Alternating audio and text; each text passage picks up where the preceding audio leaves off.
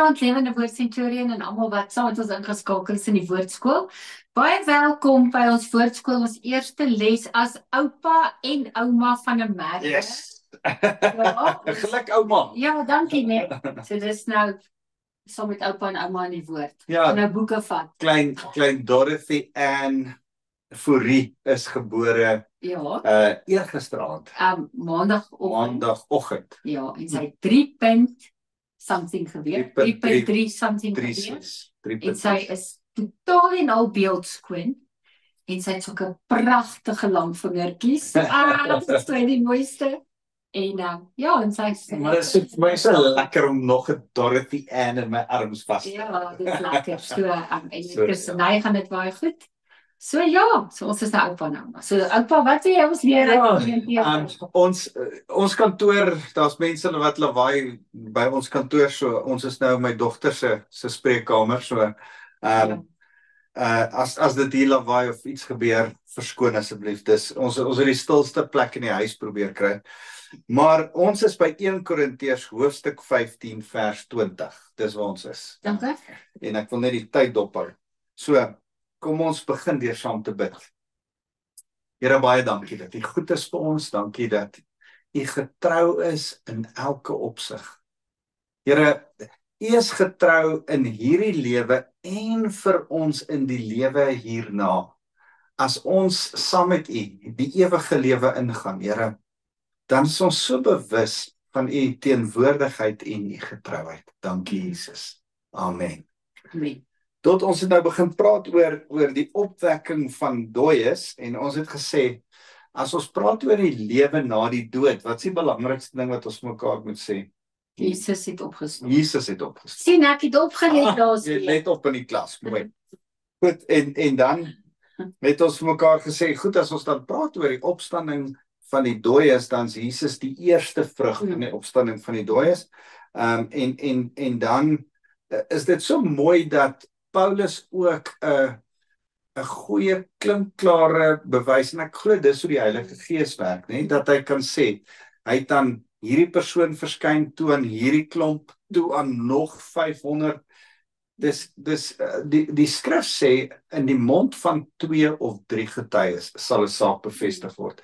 Hy het aan 'n vrou verskyn, hy het aan 2 vrouens verskyn, hy het aan 'n disipel verskyn, hy het aan die disipels op Emmaus verskyn, hy het aan die disipels in die bokkamer verskyn, hy het 2 keer in die mond van 2 of 3 getuies, 2 keer aan die disipels in die bokkamer verskyn, hy het weer in Galilea saam met die vissermanne vir hulle vis gebraai op die strand, hy het vir die 500 gepreek. Oor en oor is die getuienis daar, dat Jesus weer opgestaan het uit die dood. Ja. En wat so mooi is, wat daai Lee Strobel in sy boek sê, daai in the case for Christ.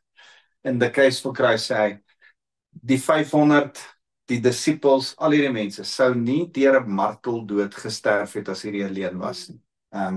Dis net nie wat mense doen met leuns nie. So mooi. En nou sê hy, want as dooies nie opgewek word, die vers 16, is Christus ook nie opgewek nie. En as Christus nie opgewek nie, is julle geloofs vergeefs en julle steeds in julle sondes. Dan is ook diegene wat in Christus ontslaap het verlore, indien ons hoop slegs vir hierdie lewe op Christus gevestig is ons die mees bejammeringswaardigste van alle mense. Julle kan ons jammer kry. Afskyn man. Dit is letterlik bejammeringswaardig, is 'n massiewe lomp Afrikaanse woord. Al wat dit beteken is, mense kan dan sê, shame. Sorry. Shame. En dan, vers 20. Maar nou, Christus is opgewek uit die dood. Die eersteling van die ontslapenis. Dit wat my en jou moet hoop gee. Elke keer op 'n begrafnis, elke keer wanneer ons praat oor ons dag, wat ons eendag gaan doodgaan. Dis 'n realiteit. So het vanoggend 'n goeie vriend aan die dood afgestaan, en saam met sy vrou gesimpatiseer, en ons weet Christus is die eersteling van die dood. Want aangesien die dood deur 'n mens gekom het, kom die opstanding van die dooies ook deur 'n mens. Want soos almal deur Adam sterf, so sal almal in Christus lewend gemaak word. Maar elkeen volgens 'n bepaalde orde. As eersteling Christus, daarna met sy koms hulle wat aan hom behoort. Ons wat aan hom behoort kan nie voor hom opgestaan het nie, hy moes eerste opgestaan het. Daar's 'n orde. Dan kom die einde, wanneer hy die koningsheerskappy aan God die Vader sal oorgee, wanneer hy alle heerskappy en gesag en mag vernietig het, want Christus moet as koning regeer, totdat hy al die vyande onder sy voete gestel het. Die laaste vyand wat vernietig moet word, is die dood. So daar's 'n volgorde van dinge, sê Paulus. Volgorde is dat Christus die dood oorwin het, dat ons uit die dood gaan uit opstaan, maar die laaste vyand is dat dood totaal en al vernietig gaan word. Julle, daar gaan 'n tyd en 'n plek wees waar daar nie meer dood gaan wees nie. Mense gaan nie meer doodgaan. Kan jy jouself dit indink? Ja, Na vanoggend se hartseer, dan gaan 'n tyd wees wat niemand meer gaan doodgaan nie. En dan want hy het alles onder sy voete gestel. Maar wanneer hy sê dat alles onderwerp is, maar wanneer hy sê dat alles onderwerp is dit duidelik dat dit met die uitsondering is van hom wat alle dinge aan Christus onderwerp het. Wanneer alles aan hom onderwerp is, sal die Seun homself onderwerp aan die een wat alles aan hom onderwerp het, sodat God alles in almal sal wees. Wat vir my so mooi is, en een van die groot vraagstukke oor die drie-eenheid, is dat die drie-eenheid ook 'n rangorde in hom het, né? Christus onderwerp hom aan Vader God. Hy is die een, hoofletter 1, aan wie alles onderwerp, ons hulle self onderwerp. En Vader God is hierdie een wat die autoriteit bo alles is. Vers 29. Anders, wat sal diegene wil bereik wat hulle self ter wille van die dooies laat doop? Indien dooies glad nie opgewek word nie. Daarom laat hulle ter wille van dooies doop. Dis nogal 'n moeilike enetjie, né? Ja. Vir dooies doop. En waarom stel ons van uur tot uur in gevaar? Voordat ons by Paulus se gevaar gedeelte kom ons praat eers oor diegene wat hulle self ter wille van dooies laat doop, indien dooies glad nie opgewek word nie. Waarom laat hulle dan ter wille van die dooies doop?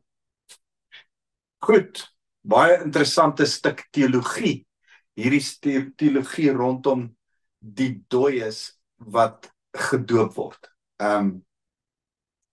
Kom ons praat so 'n bietjie oor die dooies wat gedoop word en vra vir mekaar in kerkgeskiedenis heen is daar vreemde teologie wat hieruit gekom het.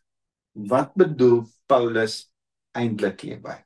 Ek dink wat ek en jy vir mekaar moet sê is, dit beteken nie dat daar 'n vage vuur is, soos wat die Katolieke glo, en dat ons vir die dooies gedoop kan word en hulle tot redding kan bring as hulle al reeds dood is nie. Ek dink nie dis wat hierdie stuk beteken nie. Ek dink wat die stuk wel beteken is dat ons wat dood is in ons sonde, in wedergeboorte, in nuwe lewe kan inkom en dat ons ou self dood kan aflê in die graf van die watergraf en uit die doodheid kan opstaan, uit daai doodheid kan opstaan en kan leef saam met Christus. So, om vir die dooies wat hy sê, indien dooies glad nie opgewek, hulle self ter wille van die dooies laat doop. Ek dink ons wat ons self laat doop sê, luister, ons glo nie opstanding deur gedoop te word, deur onder die water ingedruk te word. En daarom is die doop vir ons 'n geweldige belangrike stuk simboliek. Ons glo die dooie ou self word begrawe in die watergraf van Jesus Christus, die doop. So dis wat Paulus daarby bedoel. Ja, Het jy al ook snaakse dinge gesien? Ja, dit was altyd vir my baie weird. Ek het nie verstaan wat ook. Want was daar nie ook gelowe wat as ouens klaar doodgaan, dan word hulle gedoop, dat hulle gered word en sulke goed nie? Ek kan 'n duidelike stuk video onthou waar priesters met hulle spoeg babietjies doop. Om te probeer sê hulle is daarom gedoop, maar hulle is klaar dood. Maar dan draai hulle doop. Maar ek wil net vir julle sê die doop red jou nie. Jesus Christus in jou hart red jou. En ek dink nie dit is wat Paulus gesê het nie, dat die doop een of ander magiese krag het nie. Ek dink veral nie dat die doop magiese krag het vir die wat reeds dood is nie. Ek dink dat die doop simboliese krag het vir my en vir jou, vir die feit dat ons reeds dood is in ons sonde. En ek dink dis bloot wat gesê word. So kom ons trek daai stuk teologie baie mooi reguit reg. En jy sal baie snaakse goed hoor in die kerk oor dit, maar dis wat Paulus probeer sê het. Vers 30. En waarom stel ons van uur tot uur in gevaar? So waar as wat ek van dag tot dag in doodsgevaar verkeer, so waar is dit, broers, dat julle my rede tot roem is in Christus Jesus ons Here. Paulus is besig om te sê, hoekom het ek my nek uitgesteek? As ek nie in die opstanding van die dooies glo nie, as die doop nie 'n eerste teken is dat daar 'n opstanding van dooies gaan wees nie, hey, hoekom doen ek hierdie werk? Hoekom is ek en jy besig om hierdie werk te doen met goed waardeur ons gaan? Luister, want ons glo in die ewige lewe. Ons glo om jou saam met ons in die ewige lewe in te vat. En daarom vers 32, as ek in Efese as 'n sterflike mens teen wilde diere geveg het, van watter nut was dit vir my as dooies nie opgewek was nie? Paulus is besig om te sê, luister, ek het my lewe basies hier teen wilde diere opgegee. Nou, ons weet nie presies wat word daar gesê nie, maar dit lyk asof Paulus in 'n arena al ingegooi was, of die wilde diere waarna hy verwys, is dat hy met mense moes veg wat hom wou fisies doodmaak, soos 'n skare 'n mop mense wat hom aangeval het in Efese. Hy sê, laat ons is nie van daai, as dooies nie opgewek word nie. Nou haal hy 'n digter aan, 'n Griekse digter aan, sê, laat ons eet en drink, want môre sterf ons. Laat julle nie mislei nie. Slegte geselskap bederf goeie sedes. Wees nugter in julle denke, soos dit hoort, en moenie sondig nie. Sommige van julle het helaas geen kennis van God nie. Dit sê ek tot julle skande. Paulus is besig om te sê, julle verstaan nie wat hier aangaan nie. Moenie onnosel dom foute maak en teen die opstanding praat nie. Hy sê, as jy nie glo in die opstanding, kan jy net sowel die hele moraliteit van Christendom los. Dan kan jy eet en drink en te kere gaan en ten minste die lewe geniet solank as wat jy lewe. Maar ons glo meer as die lewe. Hierdie lewe is die voorportaal, eintlik die deurkusyn van die ewigheid wat soos die huis binne lyk. Verstaan jy? Dis baie dom om te dink ek kan in die deurkusyn lewe en die deurkusyn, die ingang van die vertrek van die gebou is die hele gebou. Nee, daar's 'n ewigheid wat ek en jy saam met die Here gaan spandeer. So Paulus sê, moenie mislei word nie, moenie in hierdie kort tydjie vasgevang word en dink daar's nie 'n opstanding van die dooies nie. Daar's 'n ewige lewe wat vir ons wag. En nou gaan Paulus aan. Nou sê iemand sal egter kan vra, hoe word die dooies opgewek en met watter soort liggaam verskyn hulle?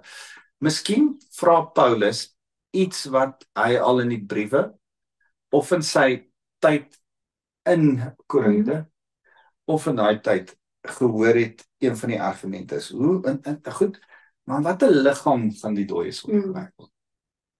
Besef jy dat hierdie is 'n groot vraag wat mense, hoe gaan ons lywe lyk? Ja, dit al gedink. Nee, maar as dit nie gaan ons regtig liggaam hê, gaan ons gaan verheerlikte liggaam hê. Ja, maar beteken dit ons gaan spooke wees? Gaan ons so 'n waserige lyf hê? Ek weet nie. Ek het nou nog nooit gedink hoe dit lyk nie, maar ek kan nie vingers en hande of ons gaan ek weet nie. Ek het nog nooit vingers en hande hê. Paulus gaan dit nou vir jou sê. Okay.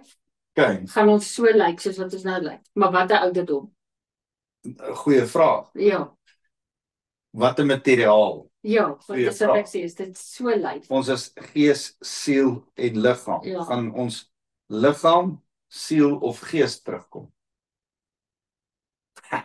Nee, ek weet nie. Paulus sê, hoe dwaas, wat jy saai kom nie tot lewe nie, tensy dit eers sterf.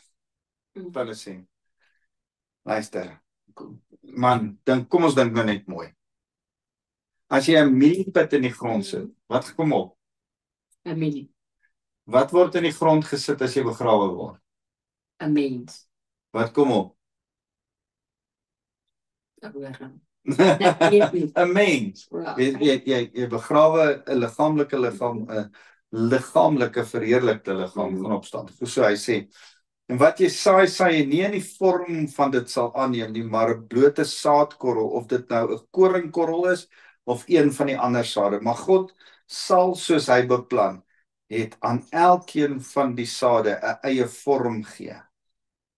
Wat Paulus besig om te sê, as ek 'n mieliepit in die grond druk, kom daar nie 'n mieliepit op nie, dan kom 'n mielieplant op, wat nog 'n mieliekop gaan vorm, wat baie meer is as die mieliepit. 'n koringkorrel is die koringkorreltjie, maar dis nie 'n koringkorrel wat alleen opkom nie, daar kom baie meer as 'n koringkorrel op. En dis wat hy besig is om hier te sê, vers 38. Maar God sal, soos hy beplan, aan elkeen van die sade 'n eie vorm gee. Nie aan alle lewende wesens is eenders nie. Daar is een fisiese vorm vir mense, 'n ander vir diere, 'n ander vir voëls en nog 'n ander een vir visse. Daar is ook hemelliggame en aardse liggame, maar die glans van die hemelliggame is anders as die van aardse liggame. Die glans van die son is anders as die glans van die maan en anders as die glans van die ster. Hy sê net besig om te sê goed is verskillend, nê. Een ster verskil immers van die ander in glans. So sal dit ook wees met die opstanding van die dooies. Wat gesaai word in verganklikheid, word opgewek in onsterflikheid. So wat hy probeer sê is, jou lyf gaan weer opstaan 'n lyf. Maar hy's nou verganklik, hy gaan agteruit, hy word siek, hy word oud, hy kry plooie, hy raak grys, hy gaan opstaan in onverganklikheid. Hy gaan opstaan, Psalm 103, ek dink vers 8, met die jeugtige krag van 'n arend. En hy gaan so lyk. Die Here sal jou die jeugtige krag van 'n arend weer gees, sê die skrif. Dan sê hy, wat gesaai word in verganklikheid, word opgewek in onverganklikheid. Wat gesaai word in oneer, word opgewek in heerlikheid. Wat gesaai word in swakheid, word opgewek in krag. Wat gesaai word is 'n natuurlike menslike liggaam, wat opgewek word is 'n geestelike liggaam. Nie net 'n gees nie, maar 'n geestelike liggaam. So, 'n geestelike liggaam, fisiese liggaam wat geestelik is, wat met ander woorde krag het en nie meer swak is nie, bonatuurlike krag, kragte van die Heilige Gees, in heerlikheid is, nie in oneer nie, onsterflik. So dis die liggaam wat gaan opstaan. 'n bietjie moeilik vir ons kop om dit te begryp. Hy sê, as daar natuurlike menslike liggaam is daar ook 'n geestelike liggaam. So staan daar immers geskryf. Die eerste mens, Adam, het 'n lewende wese geword. Die laaste Adam het egter 'n lewendmakende gees geword. Die geestelike liggaam is egter nie eerste nie, maar wel die natuurlike menslike liggaam. Daarna kom die geestelike. Hier's 'n baie belangrike beginsel en die ou Afrikaanse vertaling staan daar, die natuurlike gaan die geestelike vooraf. En dis 'n belangrike beginsel om te besef as hy praat oor die opstanding van die dooies. Hy deel hierdie beginsel. Voordat jy 'n geestelike wese in die hemel kan wees, moet jy eers 'n fisiese liggaam hier op aarde hê. Maar dit beteken ook, voordat ek en jy by geestelike beginsels kom, moet ons eers ons fisiese goed doen. Ons kan nie sê, Here, seën my geestelik, maar ek is nie bereid om fisies my Bybel te lees. Verstaan jy? Ek moet die fisiese dissipline hê voordat ek kan nie so super spiritual wees om te dink die Here gaan net vir my voorsien uit die hemel uit. Maar ek is nie bereid om die fisiese ding te doen, die beginsel van werk te pas nie. Maar die Bybel sê ook, as jy nie werk nie, gaan jy nie eet nie.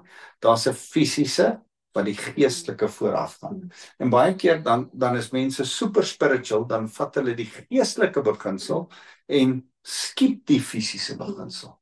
En dan wil ek altyd vir mense sê, nee, die natuurlike gaan die geestelike vooraf. Ons sê baie keer hierdie dit vir mekaar. Nee, kom ons kyk maar eers in die natuurlike wat gebeur, voordat ons die geestelike probeer discern. Die natuurlike gaan die geestelike vooraf. Die eerste mens was uit die aarde en stoflik, die tweede mens uit die hemel.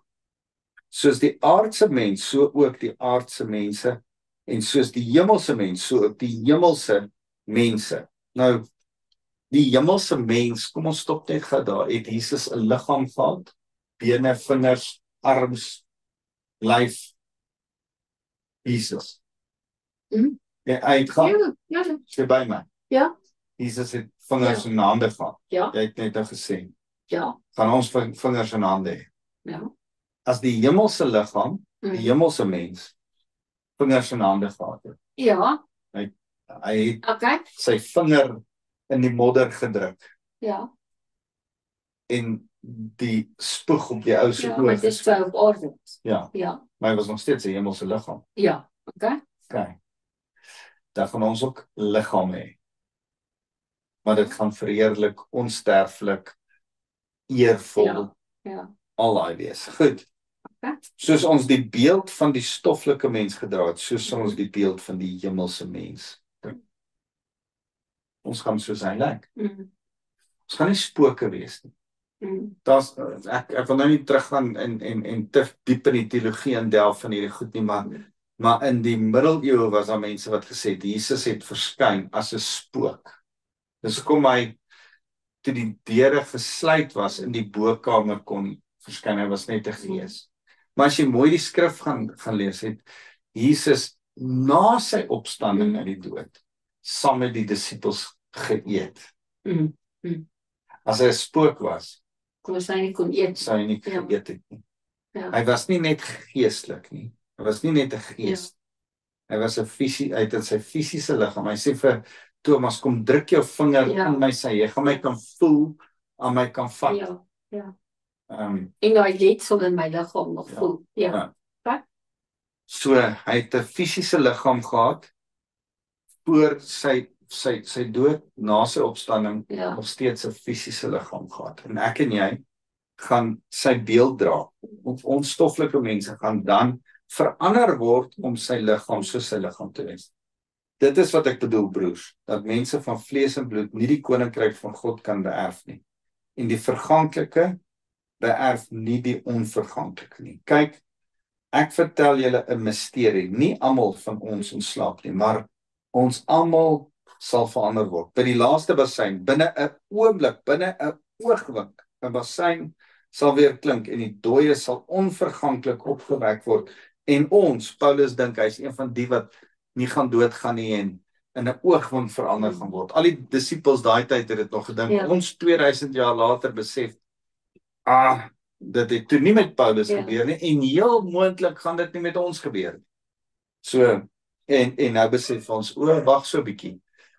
In 'n oogwink. In 'n oogwink kan die Here ons sterflike liggame wat onder die grond is, herskep en opwek in onsterflike liggame, maar in 'n oogwink, as ek en jy nog sou leef en die wederkoms is daar, kan die Here ons sterflike lywe net so koeps in 'n oogwink omswaai in 'n onsterflike, onverganklike liggaam. En dis die wonderlike. Vers 53 is vir my so mooi. Want hierdie verganklike liggaam moet met die onverganklikheid bekleed word en hierdie sterflike liggaam met die onsterflikheid. Vanoggend, daai vriend van ons, sy sterflike liggaam uitgetrek en die onsterflike liggaam aangetrek. Hy het die verganklike, dit wat vergaan, bekleed met die onverganklike. Wonderlik. Kom ons gaan aan. Ek sal weer volgende week by vers 53 aangaan.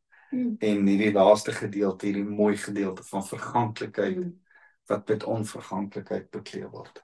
Dink wat ons vandag vir mekaar moet sê is, in die hemel gaan ons fisiese liggame hê. Ons gaan herkenbaar wees, maar dit gaan anders te lyk ook. Dit gaan onverganklik, eervol nie, oneervol nie, sonder sonde, sonder siekte, sonder pyn, sonder dood, gaan ek en jy in fisiese liggame bly. Okay. So, happy. Ja. Imagine 'n liggaam wat nie oud word nie, wat nie grys word nie. Ek sien daar's 'n paar grys haartjies. Ja, maar ek sê ouma. Ja, en 'n liggaam wat energie het. Ja. So, dis wat ek jou ook toewens. Here, dankie dat ons U kan eer en loof en dat ons uitsien na opgestane liggame, onverganklik, eervol en Here, wat verheerlik die naam van Jesus. Here, dankie dat ons U volg en dat U die eerste vrug van opstanding is. Ons loof U Jesus. Amen. Amen. Dankie julle, sien julle volgende week.